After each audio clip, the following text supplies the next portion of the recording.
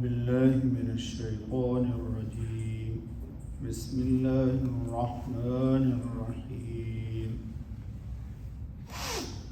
والعاديات ضبحا فالموريات قدحا صدق اللہ العظیم۔ دوستو یہ سورہ العادیات پڑھی گئی جو مکہ میں نازل ہوئی اور اس کی 11 آیتیں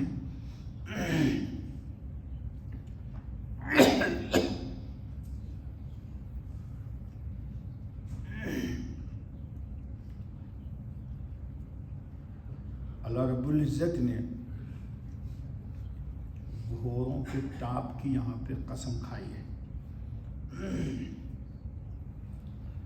کون گھوڑے؟ جو اپنے مالک کے اطاعت و فرما برداری میں مالک کو اپنے اوپر سوار کر لیتا ہے اور مالک کے اشارے سے میدان میں کود جاتا ہے اور اپنے جان کی پرواہ نہیں کرتا، بلکہ جو لوگ گھوڑوں کو اس کی خوبیوں سے جانتے ہیں یہ بہت وفا شعار ہے، اور اللہ رب العزت نے اس کے اندر ایسی حس رکھی ہے کہ پیشگی خطرات سے اپنے سوار کو مالک کو باخبر رکھتا ہے اور مالک کی شناخت بہت اچھی رکھتا ہے۔ پیٹھ پر اس کے کون بیٹھا ہے اس کو یہ بھی احساس ہوتا ہے کہ اوریجنل اس کا مالک ہے یا غیر مالک بیٹھا ہوا ہے۔ جی بعض گھوڑے نشست سے بیٹھنے سے اوپر اس کے پہچان جاتے ہیں کہ یہ بیٹھنے والا اناڑی ہے یا اس کو گھڑ سواری کی کچھ سود بود ہے۔ بہرحال اللہ پاک اس کی قسم کھاتے ہیں۔ بسم اللہ الرحمن الرحیم، شروع اللہ کے نام سے جو بڑا مہربان نہایت رحم والا ہے۔ والعادیات ضبحا، قسم ہے دوڑنے والے گھوڑوں کی ہانپ کر۔ تیز رفتار دوڑتا ہے، ہانپتا بھی ہے، لیکن اس کے باوجود مالک کو لے کے تیزی کے ساتھ منزل کی طرف جا رہا ہے۔ آ رہی ہے تفصیل۔ فالموریات قدحا، پھر آگ سلگانے والے جھاڑ کر۔ چٹانوں پر جب وہ چلتا ہے تو ٹاپ سے اس کے آگ نکلتی ہے، جی چکمک نکلتی ہے۔ اللہ تعالیٰ اس کی طرف اشارہ کر رہے ہیں۔ اب ذرا دیکھیے اس کی تفسیر کیا لکھی ہے۔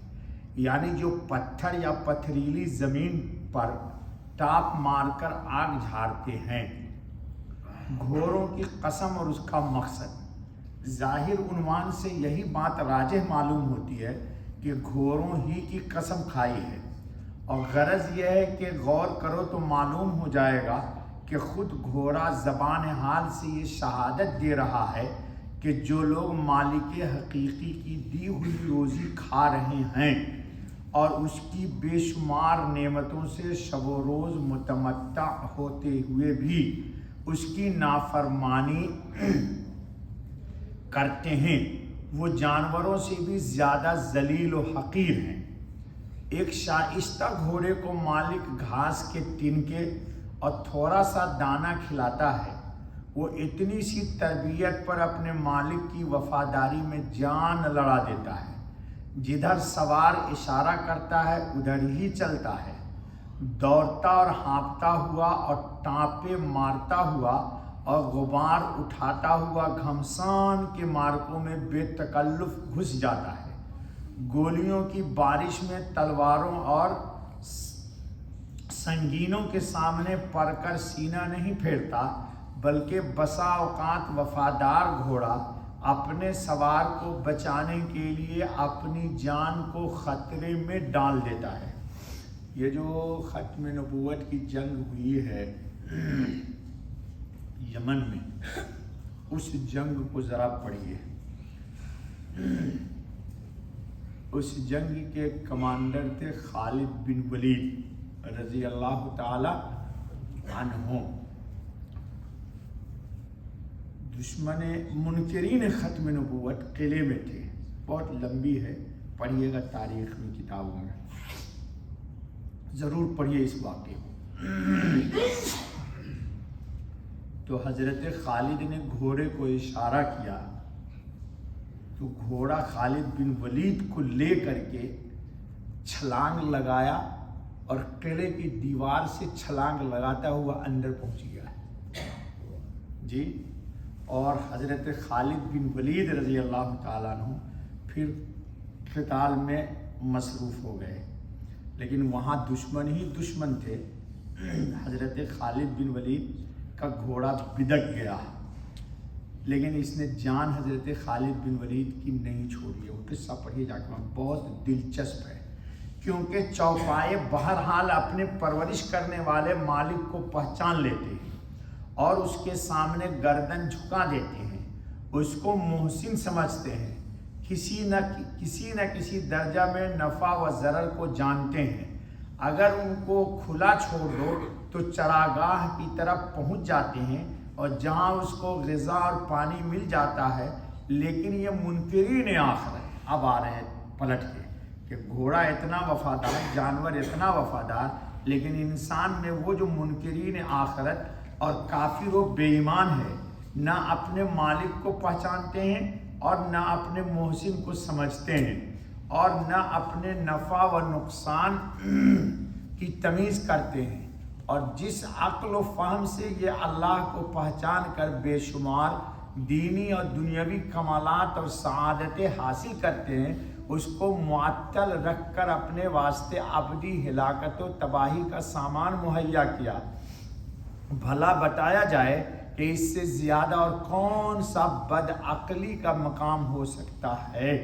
یہ تو لکھا معارف القرآن والے مولانا کاندھلوی نے۔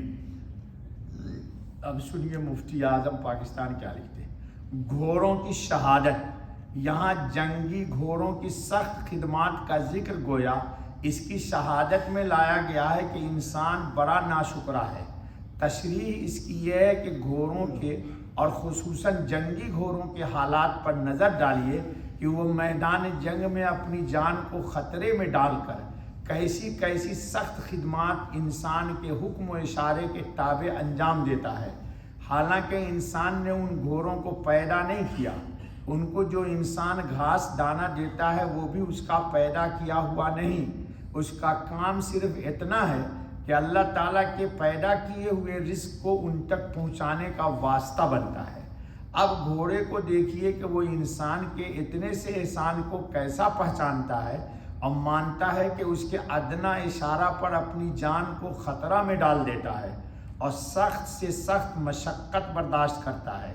اس کے بالمقابل انسان کو دیکھو جس کو ایک حقیر قطرہ سے اللہ تعالیٰ نے پیدا کیا اور اس کو مختلف کاموں کی قوت بخشی، عقل و شعور دیا، ان کے کھانے پینے کی ہر چیز پیدا فرمائی اور اس کی تمام ضروریات کو کس قدر آسان کر کے اس تک پہنچا دیا کہ عقل حیران رہ جاتی ہے، مگر وہ ان تمام اکمل و اعلیٰ احسان کا بھی شکر گزار نہیں بنتا۔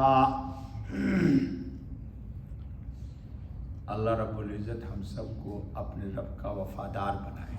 اس لیے اللہ تعالیٰ نے اس کی یہ مثال دی کہ گھوڑا جو ہے وہ میدان جنگ میں اب تو نہیں رہا، ہو سکتا ہے آخری وقت میں کچھ کام آئے گا یہ۔ ٹھیک ہے دوستو، بس کرو، کل دوسری آیت پڑھیں۔ فالمغیرات صبحا۔